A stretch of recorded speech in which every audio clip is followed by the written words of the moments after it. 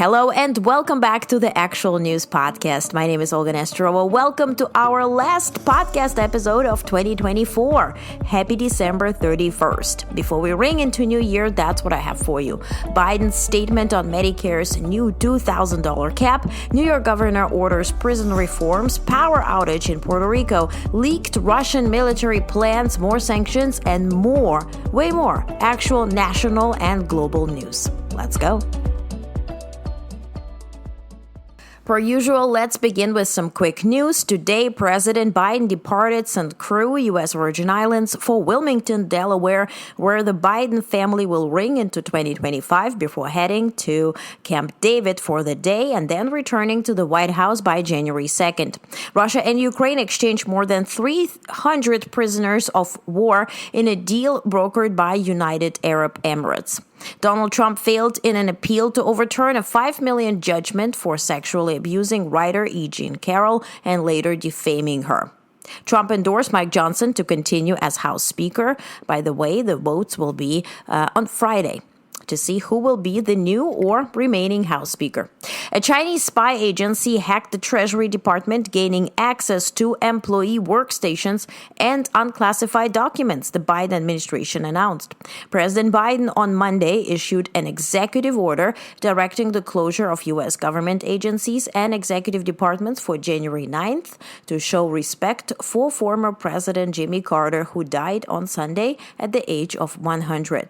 South Korea's policy agency said on Tuesday it was making efforts to expedite the process of identifying dead bodies from the Jeju airplane crash that killed 179 people on Sunday.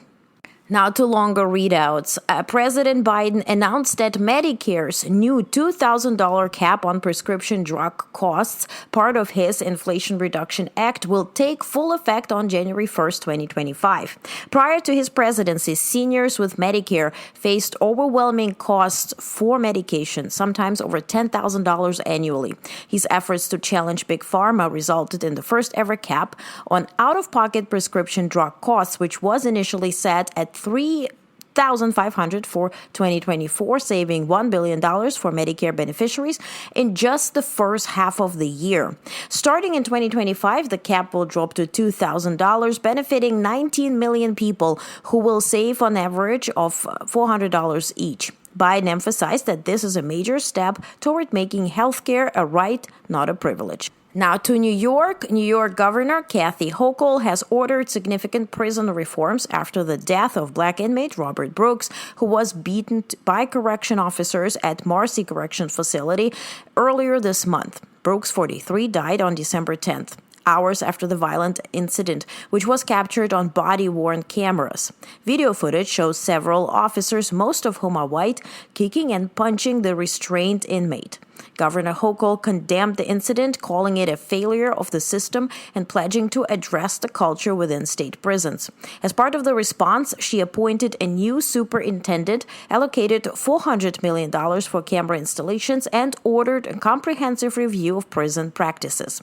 Additionally, the state is expanding whistleblower protection and increasing funding for independent prison oversight. The Attorney General's office is investigating the incident, and criminal charges for those involved are possible. Hundreds of migrants gathered outside an immigration office in Tapachula, southern Mexico, on Monday, hoping to secure legal entry to U.S. before President-elect Donald Trump takes office in January.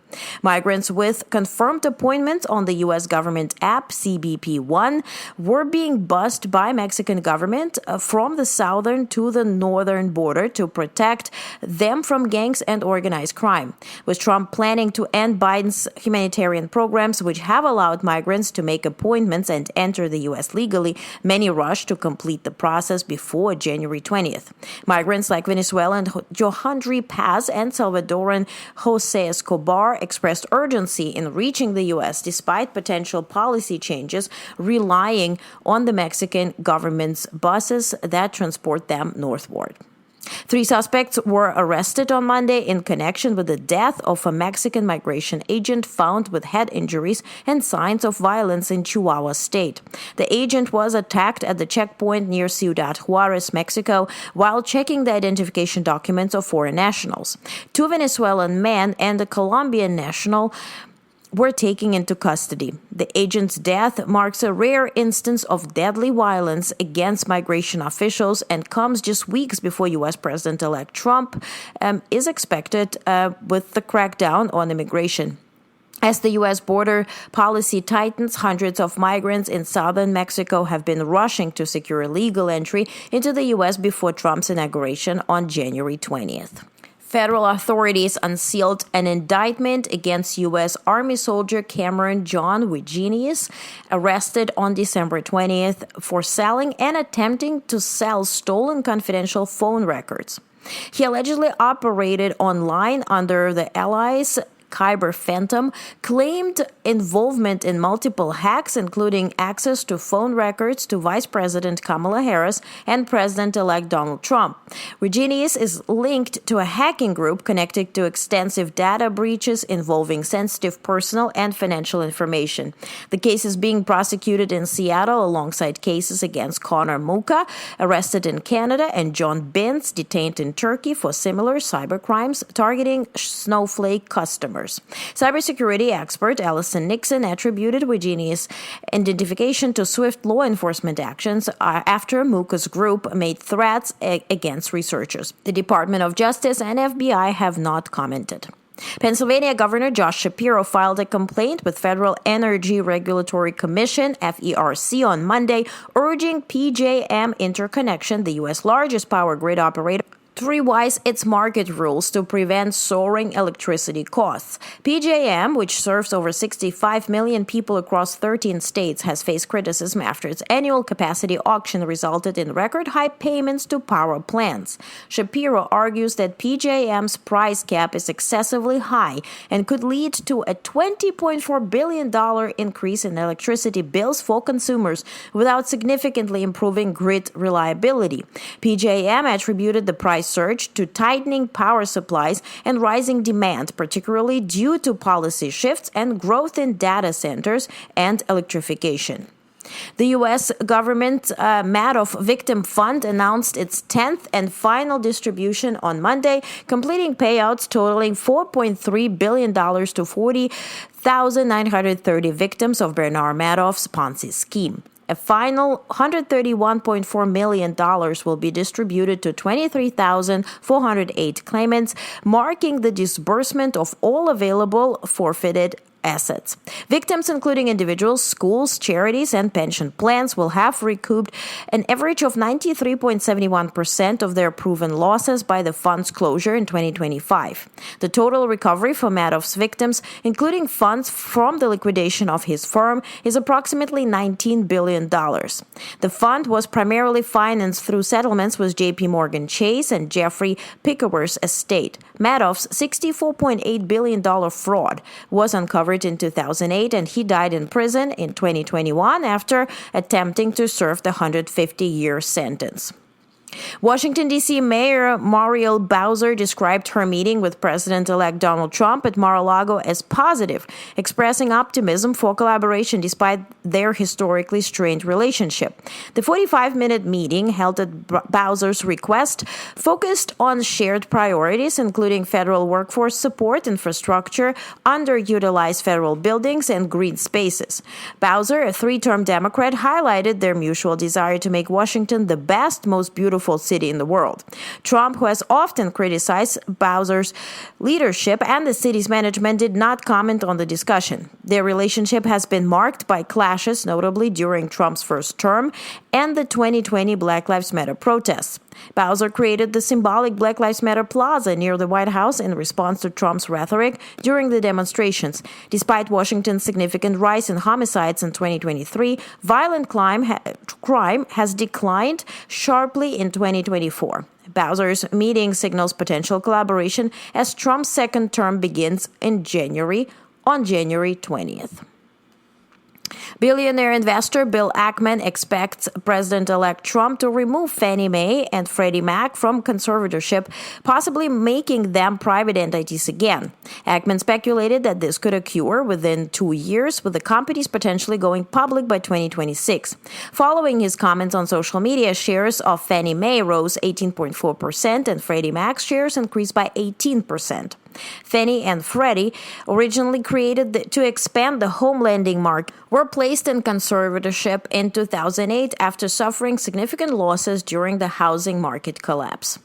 A U.S. judge ruled that Hain Celestial Group must face a proposed class action lawsuit accusing it of failing to disclose the presence of arsenic in some of its Earth's Best baby food products. U.S. District Judge Nina Morrison found that parents plausibly alleged the products exceeded safe arsenic thresholds, which could influence consumers' decisions to buy the food for their children. However, the judge dismissed claims regarding other heavy metals like lead, cadmium, and mercury, citing no clear safety benchmark. Hain Celestial argued that the parents lacked standing to sue and that heavy metals are naturally present in food ingredients. The lawsuit is part of broader litigation accusing baby food producers, including Beech-Nut, Gerber, and Nestle, of concealing harmful levels of heavy metals which could cause neurological damage in children. On Tuesday morning, Puerto Rico experienced a massive power outage, leaving approximately 90% of the island without electricity. The power grid failure, which began around 9:30 a.m., which is 1:30 p.m. GMT, is believed to have been caused by an issue with an underground line, according to energy distribution company Luma Energy. While the exact cause is still under investigation, Luma indicated that it could take between 24 to 48 hours to restore power, depending on conditions. The failure affected both public and private power plants, including those operated by the local generator Genera. Despite the disruption, 2 plants were reported to have started up again by 9:30 a.m. Puerto Rico has struggled with chronic power outages for years, exacerbated by the deterioration of its energy infrastructure and the lasting impacts of Hurricane Maria in 2017. So a South Korean court approved an arrest warrant for President Yoon Suk-yeol on Tuesday, following his impeachment and suspension from power over his decision to impose martial law on December 3rd. Yoon is under criminal investigation for possible insurrection charges related to the controversial move, as reported by Yonhap news agency. South Korea's acting president Choi Sang-mok announced on Tuesday plans to swiftly fill vacancies on the Constitutional Court, a step he described as essential for restoring stability following a tumultuous month marked by the impeachment of 2 of his predecessors.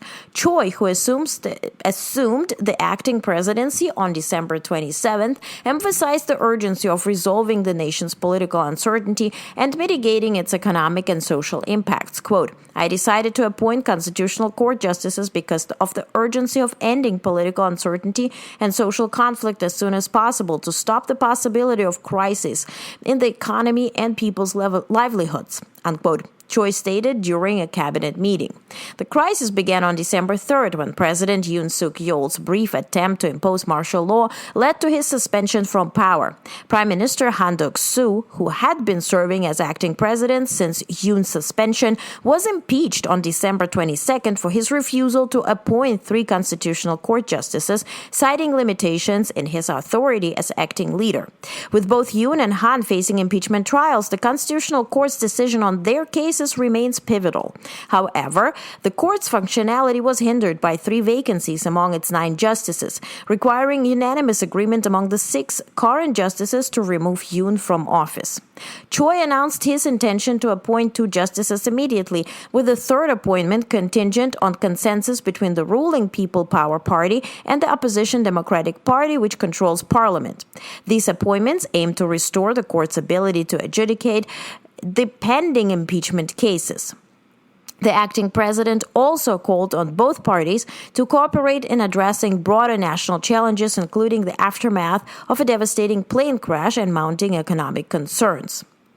The political uncertainty has raised alarms among financial observers. Rating agency Fitch recently warned that a prolonged crisis could jeopardize South Korea's economic stability, potentially resulting in a credit rating downgrade for Asia's fourth largest economy. The current turmoil underscores a deepening divide between South Korea's major political factions. The Democratic Party has clashed with Yoon's administration on issues ranging from judicial appointments to governance strategies, further complicating efforts to resolve the crisis. Choi's leadership during this critical juncture will be key to navigating South Korea through its most significant political upheaval in recent history as the country awaits the Constitutional Court's rulings on the fates of its impeached leaders. In a firm New Year's address on Tuesday, Chinese President Xi Jinping reiterated Beijing's resolve to achieve reunification with Taiwan, issuing a pointed warning to pro-independence advocates both within and outside the self-governed island of 23 million. Quote, "No one can ever break our family bonds, and no one can stop the historical trend of national reunification," unquote, Xi declared during the televised speech on state broadcaster CCTV. He underscored that people on both sides of the Taiwan Strait are one family, calling for unity under the vision of China's national rejuvenation. Xi remarks come as China intensifies its military activities near Taiwan with nearly daily incursions by warships and aircraft into the region's waters and airspace. Taiwanese officials described the maneuvers as part of Beijing's strategy to normalize its military presence around the island. While China considers Taiwan a breakaway province destined to reunite with the mainland, Taiwan's government, led by newly elected President Lai Ching-te, rejects Beijing's claims. Lai, whom Beijing labels as separatists, has maintained that only the Taiwanese people can determine their future and has called for respect for their democratic choices. The year 2024 saw heightened tensions in the Taiwan Strait after President Lai's May inauguration. China staged 2 rounds of war games near the island, issuing stark warnings against what it termed as separatist acts. In December, Beijing launched a significant naval mobilization near Taiwan and in the East and South China Seas following Lai's stopovers in Hawaii and Guam during a Pacific tour that Beijing heavily criticized. China, which has not ruled out the use of force to bring Taiwan under its control, framed these military exercises as necessary deterrents against perceived independence movements. Adding to the regional friction, U.S. arms sales to Taiwan under the Taiwan Relations Act have continued to irritate Beijing. These sales, viewed by China as provocative, prompted Beijing to impose sanctions on U.S. defense companies and their executives. Despite these challenges, the U.S. remains steadfast in its commitment to Taiwan's defense, emphasizing stability in the Taiwan Strait as critical to regional and global security. Xi Jinping's speech and Beijing's increasing military pressure signal a continuation of its hardline stance on Taiwan. As the island remains a flashpoint in U.S.-China relations, the world watches closely, bracing for the implications of these escalating tensions in the year ahead.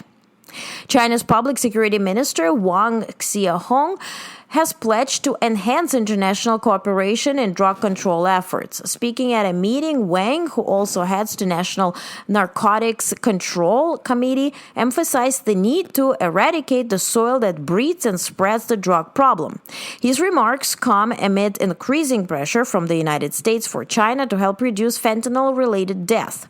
While China asserts it has some of the strictest drug laws globally, it has urged the U.S. to address domestic demand for narcotics as part of the solution. Now, Elon Musk's endorsement of Germany's far-right Alternative for Germany, AfD party, has drawn sharp criticism now from German officials, including Vice Chancellor Robert Habeck. In his New Year's address, Habeck described Musk's support as logical and systematic effort to weaken Europe, arguing that a less regulated Europe benefits powerful interests like Musk's. The German government also accused Musk of attempting to influence the upcoming national elections following his guest opinion piece in Welt am Sonntag, where he praised the AfD's stance on regulation, tax, and market deregulation. Musk, who has previously supported Trump, faced backlash over his comments, which led to the resignation of a Welt editor. Now, flight records from Brazil-made Embraer aircraft that crashed in Kazakhstan last week are being sent to Brazil for data extraction. The Brazilian Air Force confirmed that the cockpit voice and flight data recorder will be analyzed in Brasilia, with oversight from officials from Kazakhstan, Russia, and Azerbaijan.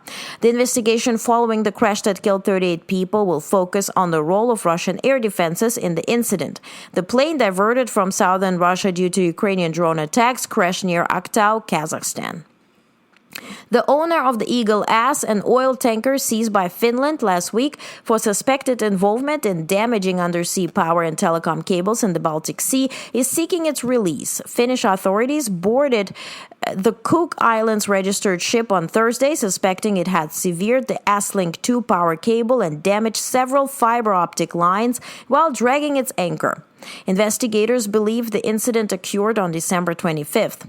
Finland's customs service also suspects the Eagle Ass is part of a fleet evading sanctions on Russian oil and has impounded its cargo. The ship's owner, UAE-based Caravella LLC FZ, filed a court request to cancel the seizure, claiming no legal basis for the action. Finnish officials, however, maintained that the seizure was lawful and that the crew's rights were respected. Now, leaked classified Russian military documents revealed by Financial Times this morning show that as early as 2013-2014, Russia developed plans for attacks on Japan and South Korea, including strikes on civilian infrastructure. The documents list 160 potential targets, including military bases, radar installations, command centers, and key infrastructure like bridges, tunnels, power plants, and industrial facilities. Specific targets include nuclear facilities in Tokai, Japan, and a steel plant in Pohang, South Korea. One scenario detailed the destruction of the Okushirito base using 12 KH-101 cruise missiles, which were believed to have 85% success rate. However, these missiles have proven less effective in actual combat, struggling against advanced air defense systems. The documents also reveal Russia's efforts to test the defenses of its neighbors.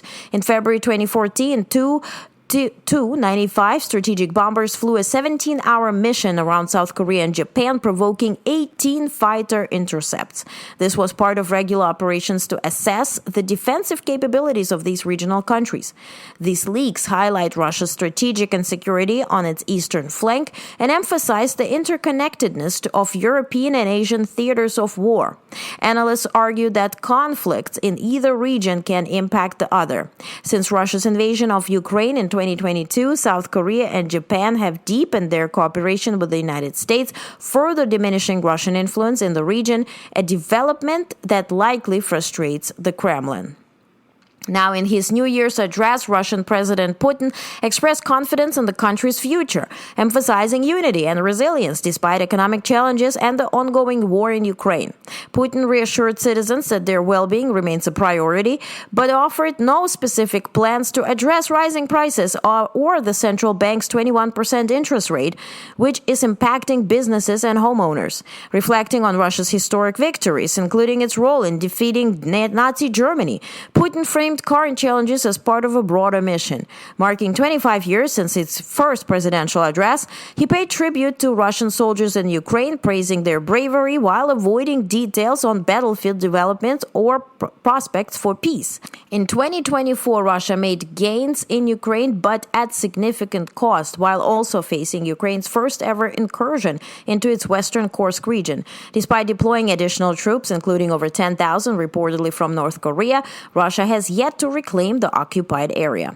Experts argue that Russia's strategic focus on Ukraine undermines its global standing, with losses in Kursk, the fall of its ally Bashar al-Assad in Syria, and increasing reliance on China, highlighting vulnerabilities. Putin defended his leadership, asserting that Russia has rebounded from existential threats and regretted delaying the invasion of Ukraine until 2022. North Korean leader Kim Jong-un pledged to further solidify the country's strategic partnership with Russia in a New Year letter to President Vladimir Putin, according to state media KCNA. Kim expressed his commitment to deepening bilateral ties, which he said had been elevated through new initiatives in 2023. He also wished for 2025 to be marked as a year of victory for Russia in its fight against, quote, neo-Nazism, unquote. The message follows the signing of a mutual defense treaty between the two countries in June, under which they agreed to assist each other in the event of an armed attack. North Korea has since sent tens of thousands of troops to support Russia's war in Ukraine, with reports of over 1,000 casualties among them, by the way, within just 1 week. The U.S. Department of the Treasury's Office of Foreign Assets Control, the OFAC, has imposed sanctions on Iranian and Russian entities and individuals accused of engaging in malign influence and election interference activities targeting the 2024 U.S. presidential election. Key points from the announcements include Iran's involvement. The Cognitive Design Production Center, a subsidiary of Iran's Islamic Revolutionary Guard Corps, conducted influence operations aimed at inciting tensions among the U.S. electorate. Iranian cyber actors were previously designated for compromising accounts tied to 2024 presidential campaign and engaging in disinformation. Russia's involvement. The Moscow-based Center for Geopolitical Expertise, affiliated with the Russian Main Intelligence Directorate, the GRU, utilized generative AI tools to create and distribute disinformation targeting the U.S. electorate. CGE also manipulated videos and disseminated fake news to sow discord in the U.S. election, supported financially by the GRU. Sanctions details are designated entities and individuals face blocked property and interests in the U.S. U.S. persons and entities are prohibited from engaging in transactions with the designated parties, and non-U.S. persons risk sanctions for facilitating activities that violate U.S. sanctions. These measures reinforce the U.S. government's commitment to protecting its electoral process and holding foreign actors accountable for attempts to undermine democracy. The U.S. Department of the Treasury's Office of Foreign Assets Control, the OFAC, also has sanctioned Russian judge Alessia Mendeleva for her role in the arbitrary detention of Moscow city councilor and human rights defender Alexei Gorinov. Mendeleva sentenced Gorinov to 7 years in prison in 2022 for opposing Russia's war against Ukraine and calling for a moment of silence for the war's victims.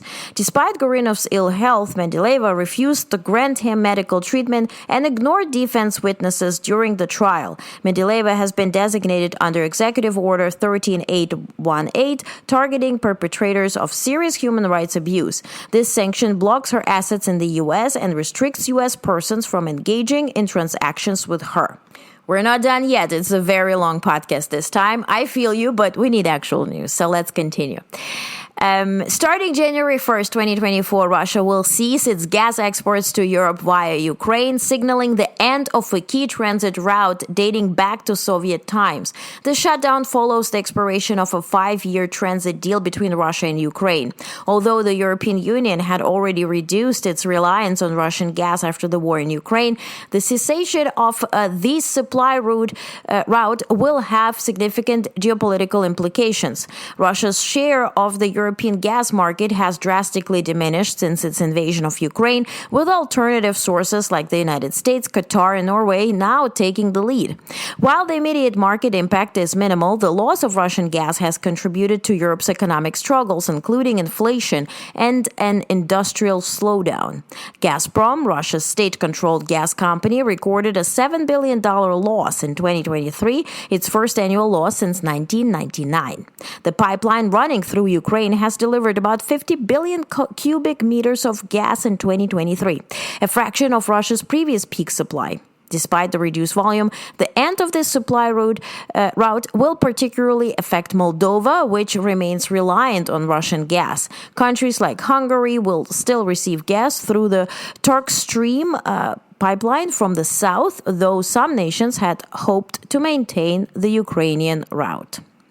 Now, let's turn to Israel. Israeli Prime Minister Benjamin Netanyahu left his hospital bed against medical advice to rally support for his government's contentious 2025 budget. The wartime austerity bill, featuring tax hikes and spending cuts, narrowly passed an initial vote despite opposition from coalition partners, including far-right Public Security Minister Itamar Ben-Gvir and ultra-Orthodox parties. Ben-Gvir demands increased police funding, while ultra-Orthodox groups oppose measures mandating military enlistment for their members. Netanyahu urged unity, warning against endangering his coalition, the most far-right in Israel's history. The budget now proceeds to Knesset committees for further revisions, with final approval expected by January. Failure to pass the budget by March 31st would trigger new elections. Netanyahu previously sought to stabilize his coalition by appointing Gideon Sa'ar, leader of the New Hope party, as foreign minister. However, cracks persist amid economic struggles following the October 7 Hamas attacks and subsequent conflict. Israel faces soaring inflation and stagnant growth, compounding the pressure on its government. Israel's ambassador to United Nations, Danny Danon, issued a stark warning to Yemen's Iran-backed Houthi militia on Monday, urging them to cease missile attacks on Israel or face the same fate as groups like Hamas. Meanwhile, the U.S. military conducted airstrikes on Houthi-controlled facilities in Yemen's capital, Sana'a, and along the coast on December 30th and 31st. According to U.S. Central Command, the CENTCOM, the strikes targeted a Houthi command center and facilities used for producing and storing advanced conventional weapons, including missiles and drones. The Iran-backed Houthi group has escalated attacks on commercial shipping in the Red Sea over the past year, seemingly to enforce a naval blockade on Israel in solidarity with Palestinians amidst the Gaza war. In response, Houthi spokesperson Mohammed Abdul Salam stated that Yemen would continue to defend itself against these attacks, signaling no immediate de-escalation. The strikes highlight growing tensions in the region, with Yemen's Red Sea coastline becoming a flashpoint for broader geopolitical conflicts involving the U.S., Israel, and Iran. And lastly, the U.S. Department of Defense announced the repatriation of Rida bin Saleh al-Yazidi from the Guantanamo Bay detention facility to Tunisia. Al-Yazidi, designated ISN 038, was deemed eligible for transfer following a comprehensive interagency review process mandated by Executive Order 13492. Secretary of Defense Lloyd Austin notified Congress of the planned repatriation in January 2024, and the transfer was completed in coordination with the Tunisian government. As of today, 26 detainees remain at Guantanamo Bay, with 14 eligible for transfer, 3 awaiting a periodic review board, 7 involved in military commissions, and 2 having been convicted and sentenced.